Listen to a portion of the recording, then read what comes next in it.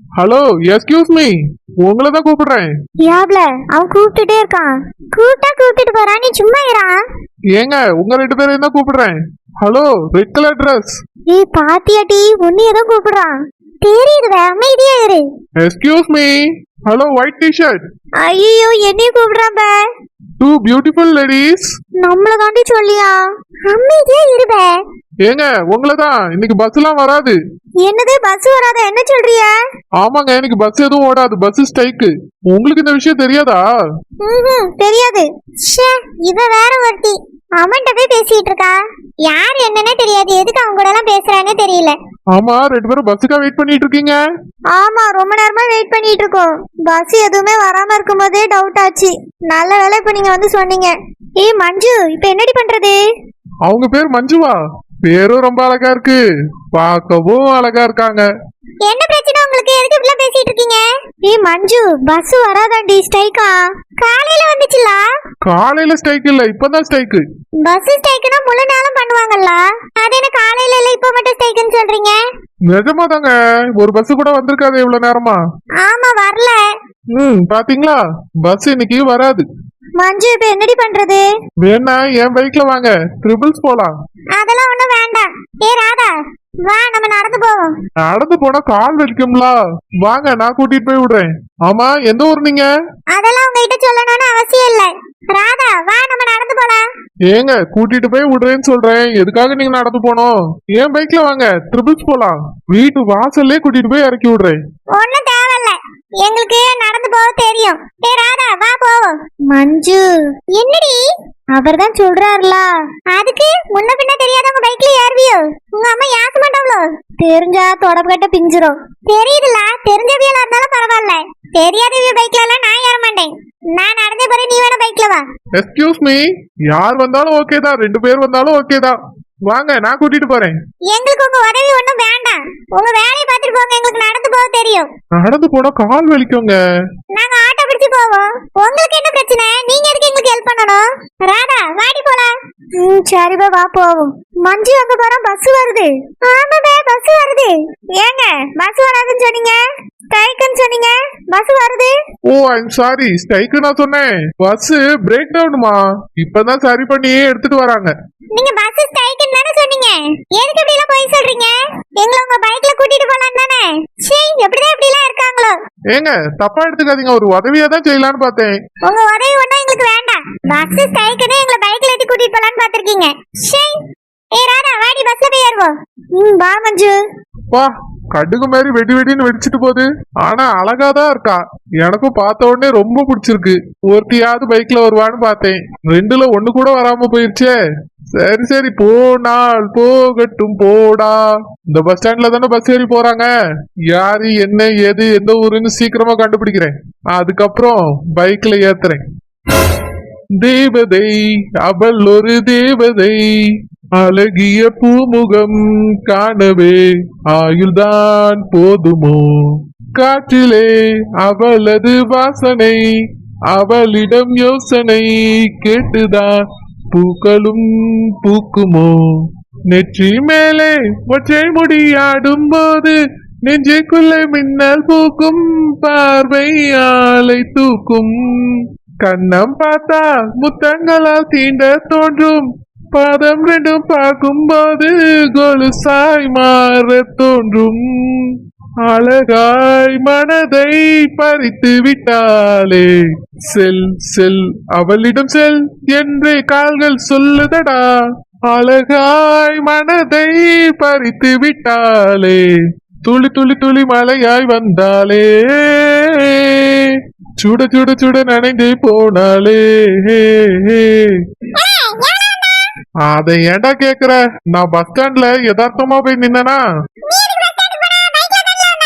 அது ரொம்ப வெயிலா இருந்தது. அதனால பஸ் ஸ்டாண்ட் பக்கத்துல இளநீ கடை போட்டிருந்தாங்க. சரி, இளநீ குடிக்கலாமேன்னு வண்டியை ஸ்லோ பண்ணி நிறுத்தினா, என்னை பார்த்த உடனே ரெண்டு பொண்ணுங்க அப்படியே வாய ஆடு பொழந்துட்டாங்கடா. இவன் வேற ஒருத்தன், சொல்றத முழுசா கேள்றா. என் அழக பார்த்து மயங்கி வாய ஆடு பொழந்துட்டாங்க. வா, வாட் ஏ ஹேண்ட்ஸம்னு ஒரு பொண்ணு சொன்னா. டேய் என்னைய பார்த்துதான்டா. அப்புறம் இன்னொரு பொண்ணு இப்படி ஒரு அழகான பையனை நான் இது வரைக்கும் பார்த்ததே இல்லைன்னு சொன்னா. டேய் அதுவும் என்ன பார்த்துதான்டா.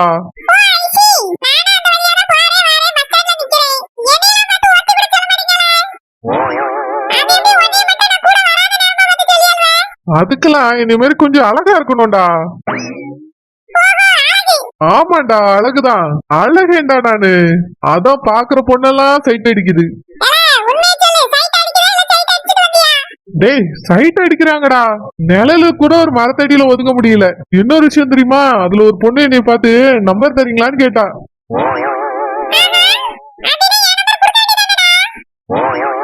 டேய் ஏற்கனவே எனக்கு போன்ல ஒரே பொண்ணுங்க டாச்சரா இருக்கு. இந்த பொண்ணுக்கு வேற என் நம்பரை கொடுத்து நாளைக்கு ஐ லவ் யூன்னு சொல்லிட்டானா, அப்புறம் நான் முடியாதுன்னு சொல்லும் போது அவளுக்கு மனசு கஷ்டமா போயிரும். ஆமாண்டா. அப்புறம் என்னைய நினைச்சு அழுவா, கவிதை எழுதுவா, திட்டுவா, லாஸ்ட்ல தூக்க மாட்டிப்பா. எதுக்கு இதெல்லாம்? அதனாலதான் நம்பர்லாம் தர முடியாதுன்னு சொல்லிட்டு வந்துட்டேன். ஆமாண்டா. ஏன்டா எல்லாத்தையும் டவுட்டாவே கேக்குற? அப்புறம் அந்த பொண்ணு இன்னொன்னு சொன்னாடா. டேய் கேள்றா. உங்களை கெட்டிக்க போற பொண்ணு குடுத்து வச்சவன்னு சொன்னாடா. இல்லடா பாக்குற பொண்ணுக்கெல்லாம் என்னைய பிடிச்சிருது. தெருவுல போக முடியல, வர முடியல. நேத்து இப்படிதான் எங்க பக்கத்து வீட்டு பொண்ணு வந்து லவ் லெட்டர் தந்துருச்சு.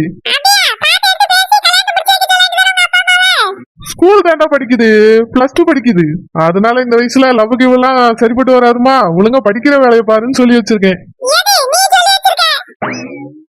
ஆமாண்டா, இந்த வயசுல படிப்பு தானே முக்கியம். அதனால நல்லா படிச்சு முன்னேறணும்னு சொல்லியிருக்கேன்.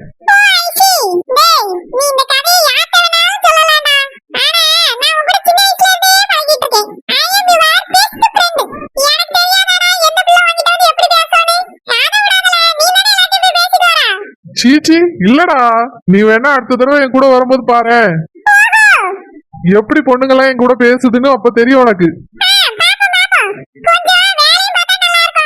வேலை கிடக்குதுடா. சரி, நம்மளுக்கு இன்னைக்கு மில்லுல என்ன வேலை? பொண்ணுங்க ஏதாவது இன்டர்வியூக்கு வந்திருக்கா?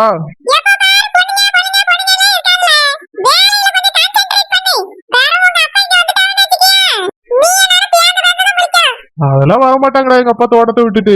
அதனால தானே நம்ம இவ்வளவு ஜாலியா இருக்கோம். தம்பி என்னண்ணே சொல்லுங்க. அது 2 நாளா உங்க அப்பாவை பார்க்க முயற்சி பண்ணிட்டு இருக்கேன். தோட்டத்துக்கு போய் பார்த்தேன், அங்கேயும் இல்ல. போன் போட்டாலும் எடுக்க மாட்டேங்க அவ. அப்பா 2 நாளா வெளியூருக்கு போயிருக்காங்கண்ணே. என்ன விஷயம் என்கிட்ட சொல்லுங்க. அது உங்க அப்பாவை பார்த்து கொஞ்சம் காசு கேட்கலான்னு பார்த்தேன்ப்பா. காசா? எதுக்குண்ணே? அதான்ப்பா, என் மனைவி மாசமா இருக்கான்னு சொல்லியிருந்தேன்ல. டெலிவரி சீக்கிரமா ஆயிரும். அதுக்குதான் செலவுக்கு கையில காசு இல்லப்பா. உங்க அப்பாவை பார்த்து கேட்கலான்னு பார்த்தேன், அவியல பார்க்கவே முடியல. சரி வாங்கிட்ட கேட்டேன்ப்பா. ஒரு 50,000 தந்தா எனக்கு கொஞ்சம் உதவியா இருக்கும். என்னது 50,000மா? இப்படிதான் அன்னைக்கு ஒய்ஃபுக்கு வளகாப்பு பண்ண போறேன் 25,000 ரூபாய் தானு கேட்டீங்க. நான் அப்பவே உங்ககிட்ட சொன்னேன்ல, வேலை செஞ்சா சம்பளத்தை மட்டும்தான் எதிர்பார்க்கணும்னு. சும்மா சும்மா எப்ப பார்த்தாலும் எது கடன் கேட்டுட்டே இருக்கீங்க? இப்படிதான் வேலைக்கு சேர்ந்த புதுசுல 10,000 தாங்கன்னு கேட்டீங்க. நான் கொடுக்க கூடாதுன்னு தான் இருந்தேன், எங்க அப்பா சொன்னதுனால கொடுத்தேன். அதுவே என்ன திருப்பி கொடுக்க வழியே காணோம். அதுக்குள்ள வளகாப்பு காசு கேட்டு வந்தீங்க, அப்பயே நான் தர முடியாதுன்னு சொன்னேன்ல. இப்ப என்னடானா ஒய்ஃப்க்கு டெலிவரி ஆக போகுது, காசு வேணும்னு கேட்டா என்ன அர்த்தம்? தம்பி, நான் வேற யார்கிட்டப்பா போய் கேட்பேன்? நான் இங்க தானப்பா வேலை பார்க்கேன். அவசரங்கிறதுனாலதான்ப்பா கேட்கேன். பிரசவ செலவுக்கு கையில காசு இல்ல. நான் இங்க வேலை செய்யற ரூபாய் எல்லாமே எனக்கு வீட்டு செலவுக்கே சரியா போயிருதுப்பா. திடீர்னு பிரசவம், ஆபரேஷன் ஏதாவது சொல்லிட்டாங்கன்னா என்ன செய்யணும் எனக்கு தெரியாது. ஒரு 50,000 ரூபாய் தந்தா உதவியா இருக்கும் தம்பி. இங்க பாருங்கண்ணே, வந்தீங்களா, வேலை பாத்தீங்களா, சம்பளத்தை வாங்குனீங்களா, போயிட்டே இருங்க. இந்த மாதிரி கடன் கேக்குறதெல்லாம் வச்சுக்காதீங்க. கடன் வாங்குறதுக்காக தான் எங்க அப்பாவை தேடுறீங்களா? எங்க அப்பா கிட்ட கடன் கேக்குற வேலையே வச்சுக்காதீங்க. நீங்க சும்மா சும்மா அவங்க கிட்ட கடன் கேக்குறீங்க, அவங்களும் காசு தூக்கி தராங்க. இதெல்லாம் நல்லா இல்லனே. ஃபர்ஸ்ட் நீங்க முதல்ல வாங்கின கடனை கொடுக்க பாருங்க. அதுவே இன்னும் தராம இருக்கீங்க. அதுக்குள்ள அடுத்தடுத்து கேட்டா என்ன அர்த்தம்? வேலை செய்யறவங்க எல்லாம் கேட்ட உடனே எடுத்து தரதுக்கு 50 லட்சம் 1 லட்சம் நாங்க கையில ஒன்னும் வச்சுட்டு இல்ல. நாங்களே ஒரு ரைஸ் மில்ல தான் நடத்திட்டு இருக்கோம். புரியும்னு நினைக்கிறேன். இல்லப்பா தம்பி, நான் அவசரங்கிறதுனாலதான் கேக்கேன். கொஞ்சம் புரிஞ்சுக்கப்பா. என்னன்னே புரிஞ்சுக்க சொல்றீங்க? தர முடியாதுன்னு சொல்லிட்டால போய் வேலையை பாருங்க. முதல்ல வாங்குனீங்களா 10,000, அது முதல்ல தர பாருங்க. இப்படி சும்மா சும்மா ஏதாவது ரூபான்னு கேட்டுட்டு இருந்தீங்கன்னு வச்சுக்கோங்க, வேலையை விட்டு அனுப்பிடுவோம் அப்புறம். ஐயோ வேண்டாப்பா, இந்த வேலையை இல்லைன்னா நான் கஷ்டம் தான் படணும்.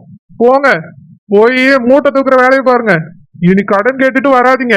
முக்கியமா உங்களுக்கு ஒண்ணு சொல்லிக்கிறேன், எங்க அப்பாட்ட கடன் கேட்காதீங்க. போங்க, போய் வேலையை பாருங்க. சரி தம்பி. இவருக்கு இதே ஒரு வேலையா போச்சுடா. எப்ப பார்த்தாலும் கடன் வேணும் கடன் வேணும்னு வந்து நிக்கிறாரு. வேலைக்கு சேர்ந்ததுல இருந்து எப்ப பார்த்தாலும் கடன் வாங்குறதுல ஒரு குறிக்கோளா இருக்காரு. நான் ஃபர்ஸ்ட் டைமே இவர் கொடுக்க கூடாதுன்னு சொன்னேன் அப்பாட்ட. அப்பா தான் குடுன்னு சொல்லிட்டாரு. அதனாலதான் கொடுத்தேன். ரெண்டாவது, ஒய்ஃபுக்கு வளகாப்பு பண்றேன் காசு வேணும்னு வந்து நின்னாரு. அது தரமாட்டேன்னு சொன்ன உடனே இப்ப டெலிவரிய காரணம் காட்டுறாரு. அவ்வளவு கஷ்டமா இருந்தா எதுக்குடா வளகாப்பு பண்ணணும் ஒய்ஃபுக்கு? அந்த காசை வச்சிருக்க வேண்டியதானே. இவங்களுக்கு எல்லாம் பாவப்பட்டு காசை கொடுக்க கூடாதுடா, போய் ஏமாத்திடுவாங்க. நிறைய அமௌண்ட்டை வாங்கிட்டு வேலையை விட்டு நின்றுவாங்க. நான் இல்லாத போது உங்ககிட்ட ஏதாவது காசு கேட்டாருன்னா கொடுக்காத, சரியா?